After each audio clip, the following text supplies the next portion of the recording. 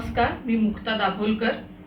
ज्योतिषी अशोक खरात याला अटक केल्यानंतर अशा पद्धतीने भोंदूबुवांच्या ठिकठिकाणी माजलेल्या भोंदूबुवांची यादी महाराष्ट्र अंधश्रद्धा निर्मूलन समिती त्या जिल्ह्यामध्ये पोलिसांना देणार आहे.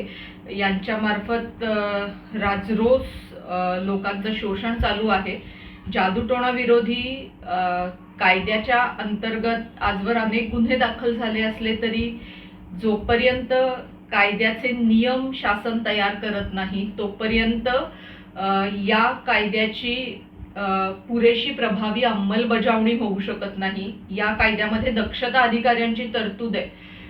तर या दक्षता अधिकाऱ्यांची नेमणूक नक्की कशी करावी, त्यांचं कामकाज काय असावं या संदर्भातले अनेक निर्देश आवश्यक आहेत आणि हे नियम केल्यानंतर हे निर्देश मिळू शकतील.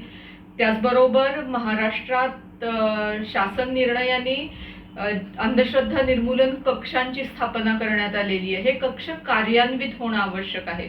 त्यामुळे महाराष्ट्र अनिसची मागणी आहे की पुन्हा अशोक खरात सारखे प्रकरण घडू नये यासाठी जादूटोणा विरोधी कायद्याचे नियम तातडीने होणं आवश्यक आहे. आणि आता अनिस ज्या बाबाबुवांची यादी देईल त्यांच्यावर तातडीने कारवाई करण्यासाठी पोलिसांनी सर्व तपास करणं आवश्यक आहे असं देखील आम्हाला वाटतं.